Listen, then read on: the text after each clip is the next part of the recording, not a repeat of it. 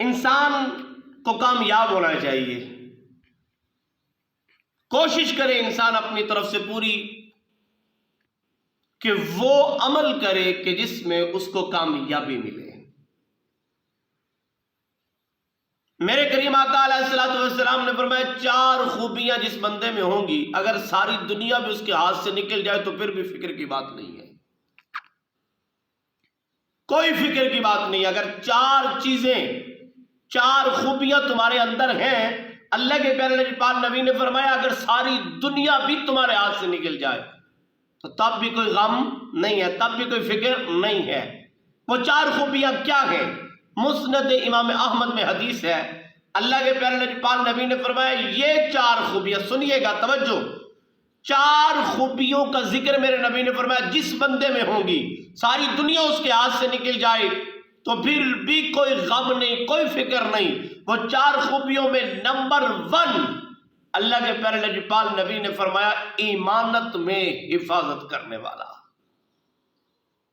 آج کے معاشرے میں یہ بات بڑی مشکل ہے، کوئی امانت رکھے اور اس کی امانت صحیح سالم رہے، آج کے دور میں بہت مشکل ہے۔ لیکن میرے کریم آقا علیہ الصلوۃ والسلام نے فرمایا کہ 4 خوبیاں، سنیے گا، فرمایا نمبر 1 جس کے پاس امانت رکھی جائے وہ اس میں خیانت نہ کرے، وہ اس امانت کی حفاظت کرے۔ یہ میرے کریم آقا علیہ الصلوۃ والسلام کا فرمان عالی شان ہے۔ نمبر 2 پہ میرے کریم آقا علیہ الصلوۃ والسلام نے فرمایا کہ بات جب بھی کرے سچی کرے۔ آج چھوٹی چھوٹی بات میں ہم جھوٹ حالانکہ مذاق میں بھی جھوٹ بولنا گناہ ہے، لیکن ہمارے یہاں کیا ہو رہا ہے جی؟ ہر بات پہ جھوٹ، ہر بات پہ جھوٹ، ہر بات پہ جھوٹ۔ میرے کریم آقا علیہ الصلوۃ والسلام نے فرمایا ہر بات اس کی سچی ہونی چاہیے۔ نمبر 3 اللہ کے پیارے نبی نے فرمایا اخلاق میں عمدگی ہو، اخلاق اس بندے کا اچھا ہو، اخلاق اچھا ہونا چاہیے۔ اچھا جی، اخلاق کی سب سے پہلی نشانی یہی ہے کہ جب آپ کے پاس کوئی بندہ آ جائے، السلام علیکم وعلیکم السلام کے بعد فوراً اس سے پانی کا پوچھنا۔ ہمارے یہاں کیا ہوتا ہے، بندہ آ جاتا ہے، السلام علیکم السلام، بیٹھ جاتے ہیں، بات چیت سلسلہ شروع ہو جاتا ہے۔ جب اختتام ہو جاتا ہے اس بندے کا جانے کا وقت، او ہو معذرت میں نے آپ سے پانی کا نہیں پوچھا۔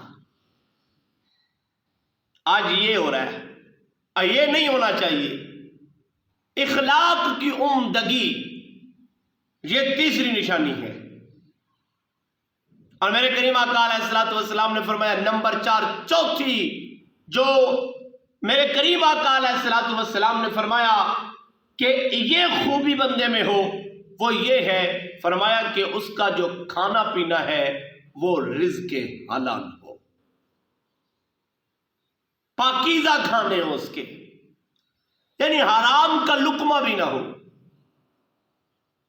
فرمایا یہ 4 خوبیاں، نمبر 1 امانت اس کے پاس رکھی جائے تو خیانت نہ کرے، نمبر 2 جب بات کرے تو جھوٹ نہ بولے، نمبر 3 اخلاق اچھا ہونا چاہیے، نمبر 4 میرے کریم آقا نے فرمایا جو وہ کھانا کھاتا ہے وہ پاکیزہ ہونا چاہیے، یعنی رزق حلال میں سے ہونا چاہیے، حرام کے لقمے نہیں ہونے چاہیے۔ اگر ایک بھی لقمہ حرام کا ہوا تو اس کھانے کا کوئی فائدہ نہیں ہے۔